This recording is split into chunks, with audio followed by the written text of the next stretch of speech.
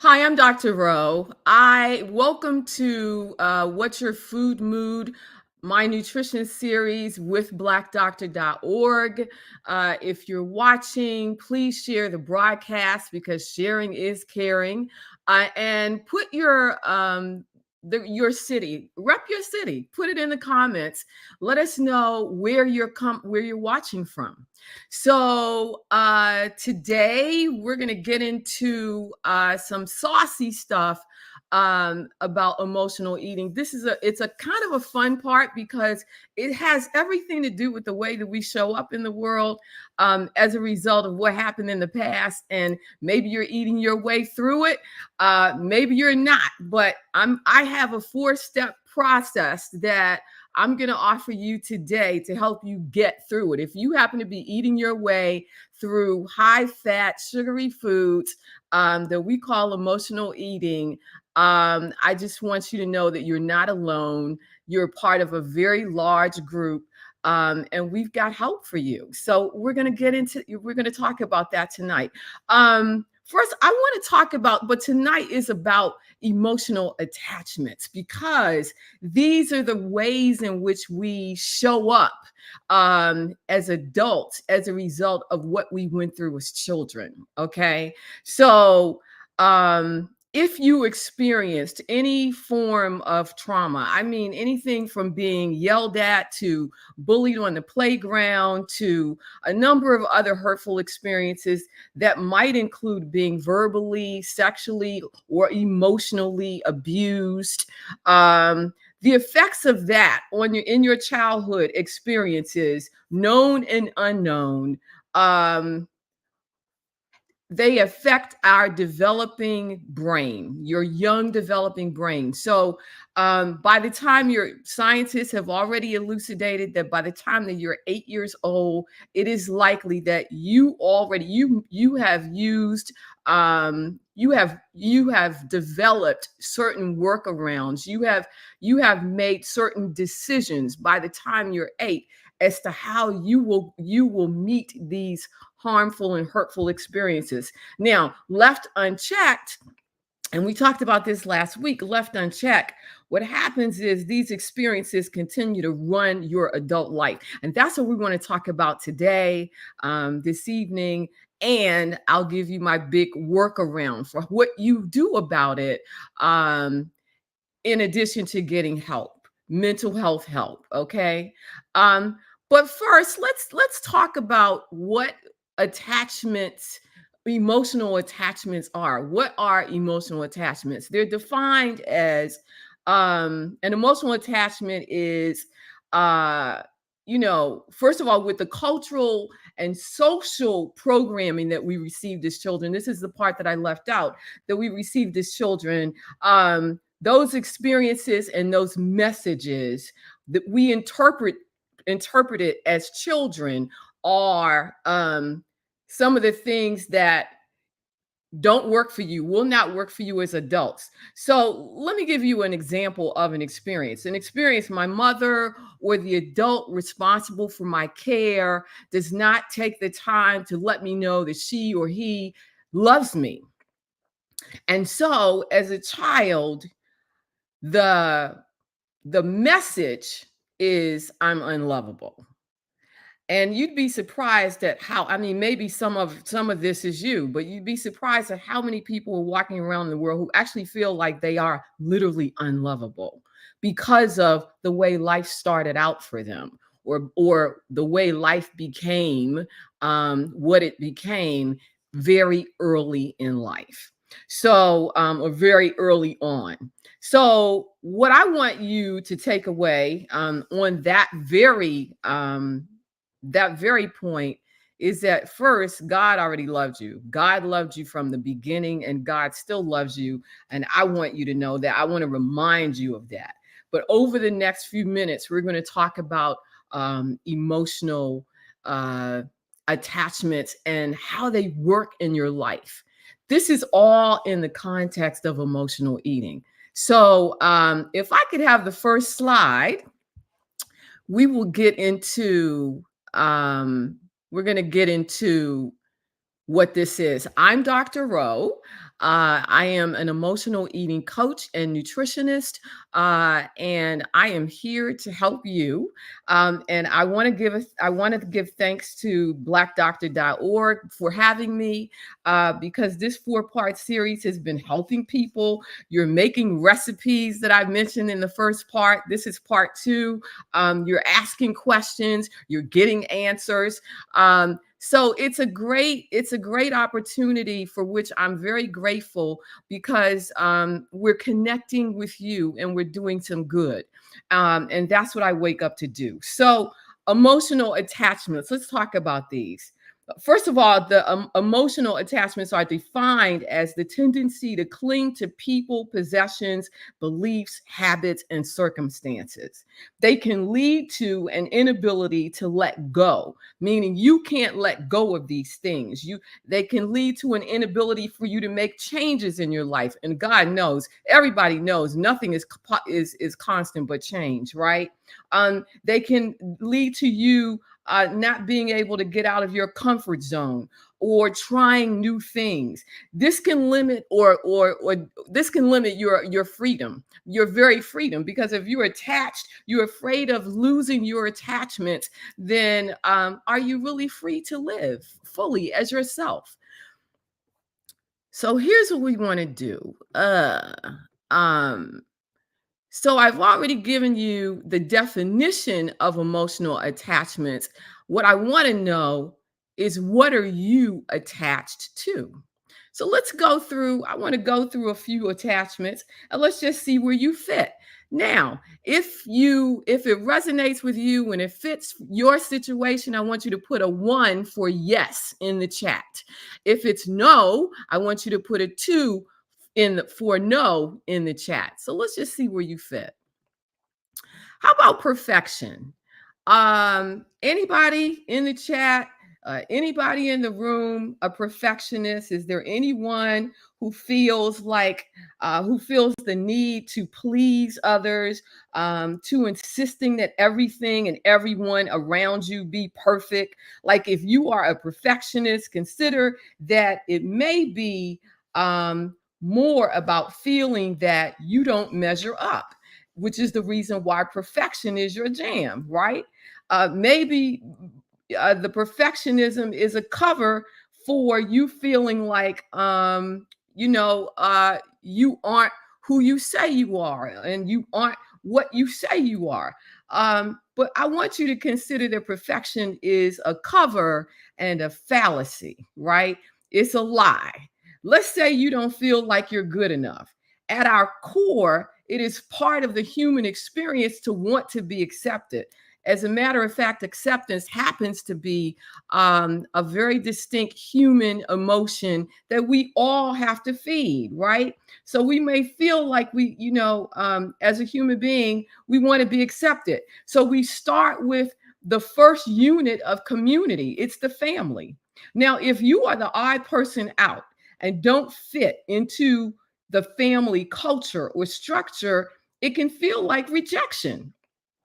And no one wants to be rejected, right? Yet, rejection is a part of the human experience.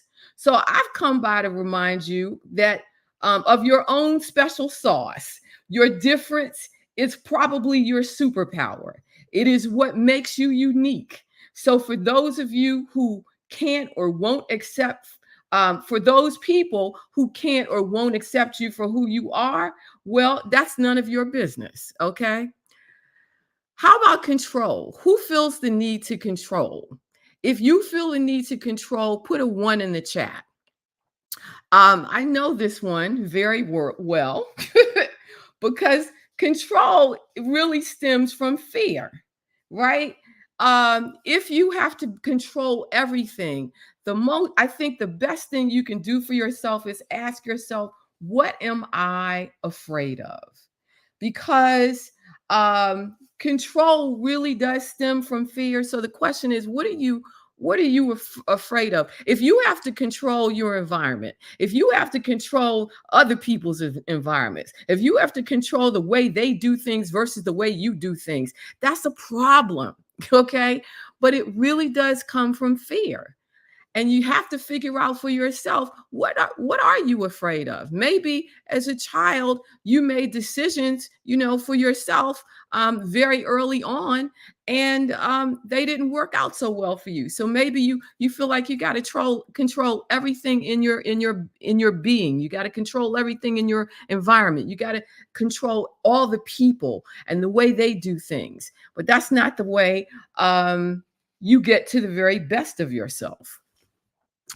So let's see. What about past trauma? Past trauma is some of the thing that I mentioned earlier, um, that we first, try to compensate for those, whatever the hurtful experience was as you were a child, that you experienced as a child. Like I said, it could be um, something as what seems harmless as bullying. We know bullying is not harmless, but it could be bullying, from bullying to emotional abuse. uh but the point is, what has happened in the past, and the way that you've chosen, as a child, with your young developing brain, to address it, may not work for you in your adult life. That is really the truth. So and that's the part that we have to work through. So let's see. What about drama? Now, everybody knows a drama queen or king. We don't judge, but everybody knows a drama queen. So if drama is your drug, you are the person that takes it with you wherever you go. The drama queen, again, or king, they suck all the air out of the room. The drama attached person, the person that's attached to drama, takes it everywhere they go. They're typically, though, masking their own pain. They're not just acting out, to be acting out. It's a cover for some pain, some unresolved pain that lives inside of them. So, their drama is a cry for help. Their arrested development plays out at work, because when we talk about what happened in your childhood, that's when your development, your emotional development, became arrested. So they take it to work. They take it to church meetings. It plays out in their relationships with her boo. It plays out in the sorority, in her sisterhood, or with her BFFs, or the family, or his. Again, I don't judge. But if this is you, I want you to think back to a time when you made the decision to act out to get your way. This is a very long time ago. Ask yourself when it first happened and what was happening to you at the time. Chances are, like many other attachments, you're using drama as a smokescreen for fear. So I want you to ask yourself, what am I afraid of? You'll get your answer. Just keep asking yourself the question. And then I need you to write your memories and your thoughts in a journal. I want you to refer back to your answers often.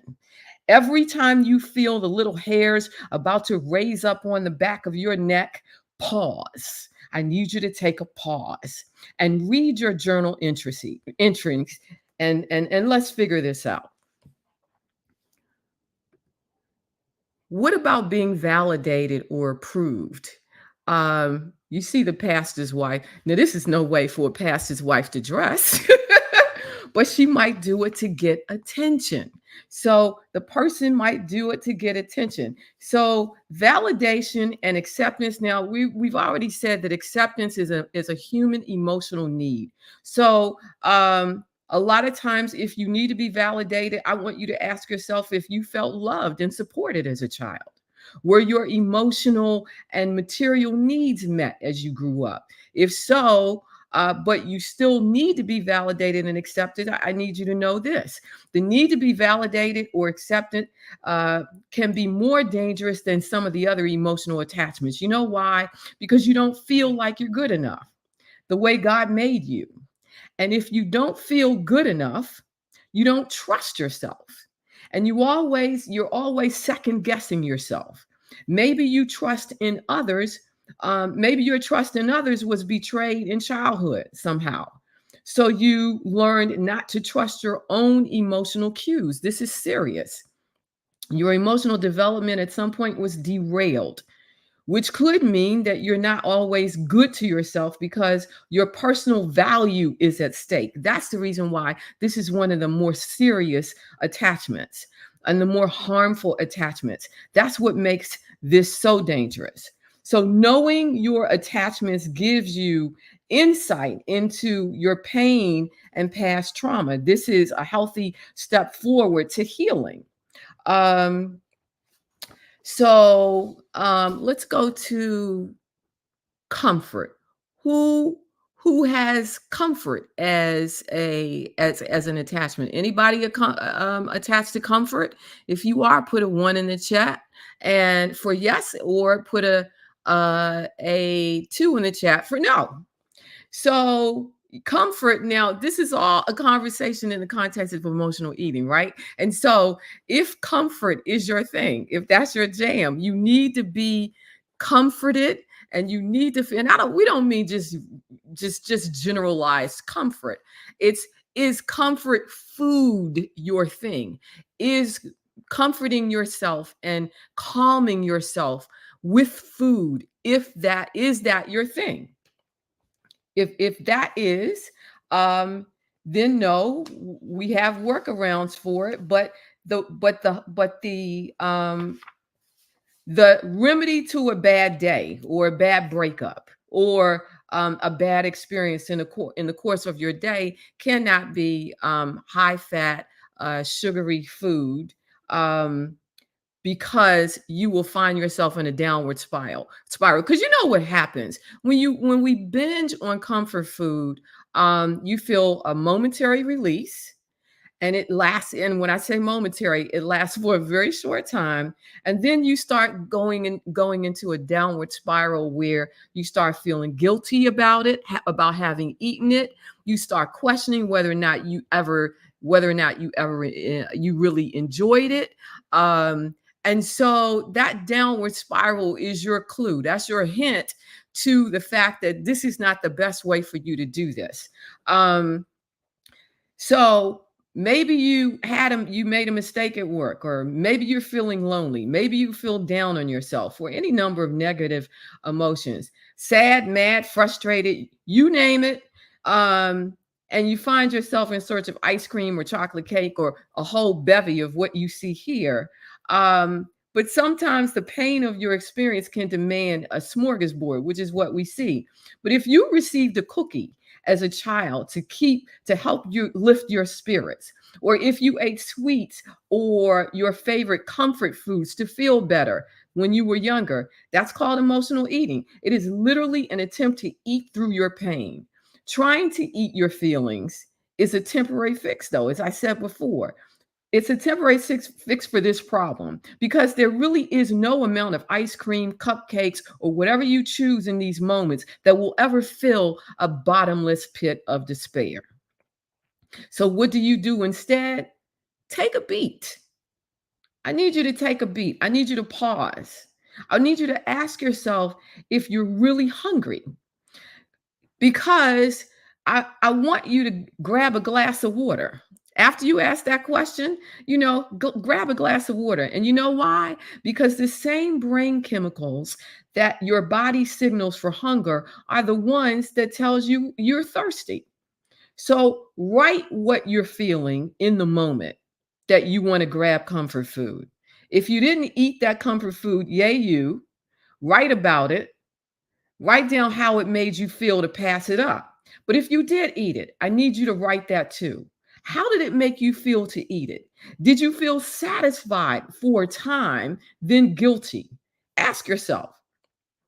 Ask yourself when you had the first bite, way back when you were a child, what was happening in your life at the time? You get your answers, you get the answers you need by asking the right questions. So, when does it become unhealthy eating mammoth amounts of comfort food in order to work through your pain? When it becomes more of an emotional dependency, when it negatively affects relationships and your health or well-being, When you rely on the food for approval and validation, like, okay, I'm feeling, I'm not feeling approval right now. I'm not really loving myself right now. So I'm going to go eat. When you've lost your sense of self, or you cannot function without the practice of overeating unhealthy food. So, how will you move forward? How will you move forward as a whole human being, intact and your authentic self? How do we do this? Okay, let's find out. I have a 4-step um, process that I want to offer you to get you to emotional freedom. Okay. First, I want you to make a list. Make a list of your attachments, and I mean people, money, appearance, loss, food, any unhealthy behaviors, past events or experiences. So you got it. Make a list. You need a journal for this, because this is a thing. This is your Bible. You're going to go back and refer to this over and over until you work through this process. Number 2, I want you to list the attachments that create imbalance in your life, and be honest with yourself. Write about how you feel about your body, or the experiences of the past that are connected to your eating habits, or your shopping patterns, or your relationship patterns. Then I want you to set your intention on just one of these things to start letting go. Write down in your journal. For example, I will focus on my attachment to having to be validated by others in order to feel good about myself. Now, number 3, I want you to commit to one small change that you can make. Just one. We're not going to tackle the whole, we're not going to eat this elephant in one meal. We're going to do it bite by bite. So, one small change that you can make. Write the commitment to yourself that you plan to change in your journal. For example, I will take a walk around the block when I get the urge to binge eat because I feel unworthy, unappreciated, or unseen. Okay. And then number 4, I want you to monitor your progress, because there's no way that you can move through this unless you monitor it as you go along, and you take on this process in small steps, small chunks. Monitor your progress. I want you to, now here's something really good. You can make money off of your own self. This is how you do it. First of all, you can put a check mark on a calendar each time you follow through on your commitment to yourself. Or you can put money in a jar. Now, when you reach a certain amount, treat yourself. Treat yourself. I want you to treat yourself, not with ice cream, but treat yourself with something that works for you rather than against you. Now, I want to leave you with a couple of things. I want to talk to you about 2 things, because you're going to need these. You're going to need to arm yourself with this, with this process, this 4-step process, and these next 2 things I want to mention. The power of no. I want to talk to you about that. We get bogged down in trying to be all things to all people. And in the end, we are the ones we've left out. Stop doing that. I need you to make yourself a priority, regardless of the duties and responsibilities that you take on.